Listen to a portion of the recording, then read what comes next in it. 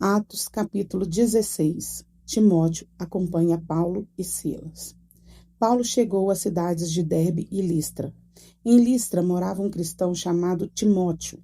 A mãe dele, uma cristã, era da raça dos judeus, mas o pai dele não era judeu.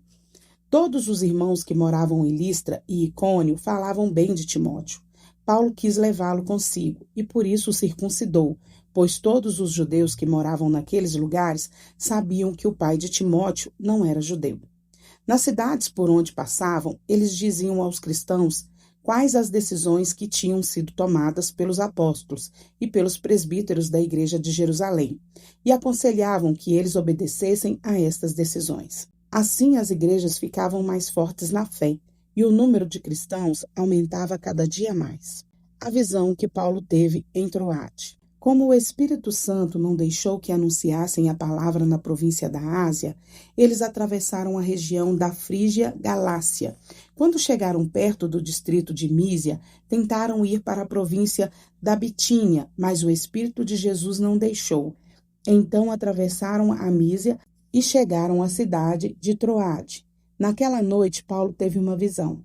Ele viu um homem da província da Macedônia que estava de pé e lhe pedia: venha para a Macedônia e nos ajude. Logo depois dessa visão, nós resolvemos partir logo para a Macedônia, pois estávamos certos de que Deus nos havia chamado para anunciar o evangelho ao povo dali. Em Filipos, a conversão de Lídia. Nós embarcamos em Troade e fomos diretamente para a ilha de Samatrácia. No dia seguinte, chegamos ao porto de Neápolis. Dali fomos a Filipos, que é uma cidade do primeiro distrito da província da Macedônia, e também colônia romana, onde ficamos vários dias.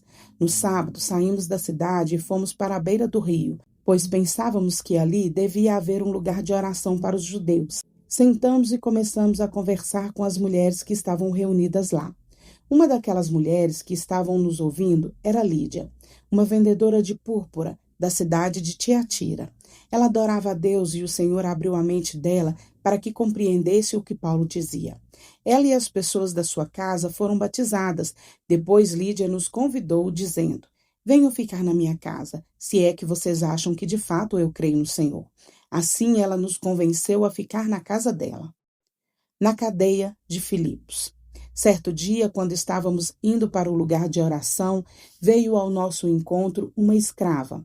Essa moça estava dominada por um espírito mau que adivinhava o futuro, e os seus donos ganhavam muito dinheiro com as adivinhações que ela fazia. A moça começou a nos seguir, gritando assim: estes homens são servos do Deus Altíssimo e anunciam como vocês podem ser salvos. Ela fez isso muitos dias. Por fim, Paulo se aborreceu, virou-se para ela e ordenou ao espírito: pelo poder do nome de Jesus Cristo, eu mando que você saia desta moça. E no mesmo instante o espírito mau saiu.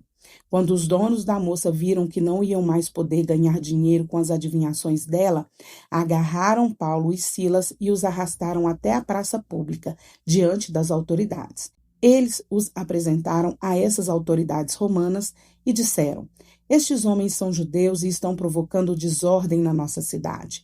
Estão ensinando costumes que são contra a nossa lei. Nós, que somos romanos, não podemos aceitar estes costumes.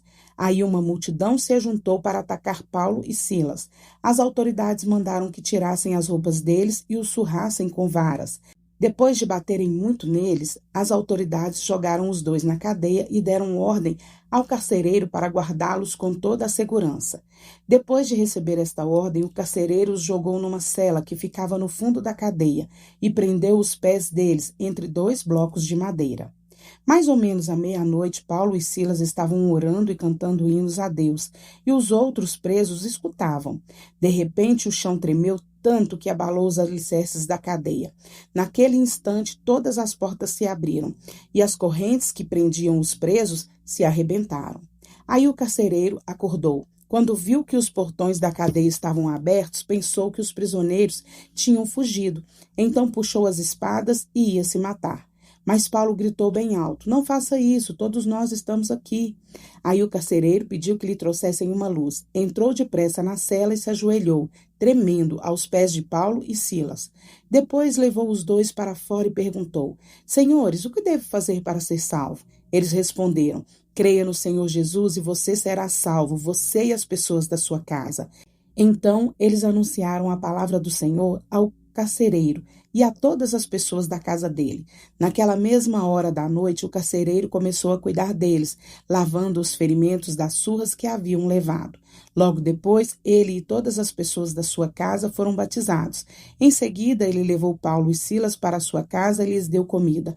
O carcereiro e as pessoas da sua casa ficaram cheios de alegria, porque agora criam em Deus.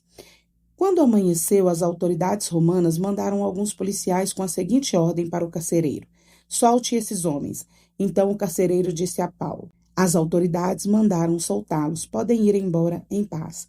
Mas Paulo disse aos policiais: eu e Silas somos cidadão romano, e mesmo assim, sem termos sido julgados, fomos surrados em público, e depois nos jogaram na cadeia, e agora querem nos mandar embora assim, em segredo? Isso não. Que as próprias autoridades romanas venham aqui e nos soltem. Os policiais foram contar às autoridades romanas o que Paulo tinha dito. Quando as autoridades souberam que Paulo e Silas eram cidadãos romanos, ficaram com medo e foram lhes pedir desculpas. Então os tiraram da prisão e pediram que fossem embora da cidade. Paulo e Silas saíram da cadeia e foram para a casa de Lídia. Ali encontraram-se com os irmãos, animaram a todos e depois foram embora.